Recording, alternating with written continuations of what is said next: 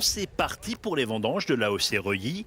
Dernier réglage sur les machines, la petite quarantaine de domaines à cheval sur l'Indre et le Cher et dans les starting blocks, une première pour les 275 hectares de l'appellation. C'est historique, c'est des vendanges les plus précoces qu'on n'a jamais connues. En 2003, on a vendangé le 30 août, voilà, l'année de la canicule. Donc non, c'est très tôt dans la saison. On va démarrer par les Pinot Gris, là, par lesquels le cépage on commence.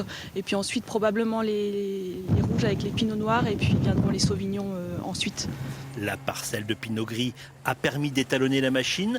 Les 32 hectares sont prêts à être enjambés. Notre parcelle de Pinot Gris, la grande pièce, était déjà mûre.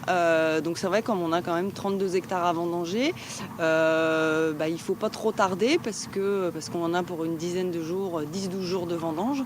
Donc après, on risque d'être un petit peu dépassé et de vendanger des parcelles un petit peu trop tard. 2020 n'est pas une année très généreuse, moins de chaleur qu'en 2019 et les raisins ont un peu souffert de la sécheresse. D'après les premières analyses, l'acidité est plus élevée que l'année dernière. La qualité sera présente, un peu moins la quantité. C'est le travail de toute une année avec un peu de frustration parce que le travail des vignes, c'est pas forcément un travail facile. Et là, sur les Pinot Gris, clairement, au niveau rendement, c'est une petite récolte qui s'annonce pour les gris. Pour les autres cépages, comme le Sauvignon, ça peut encore attendre la fin de la semaine prochaine ou le début de la semaine d'après.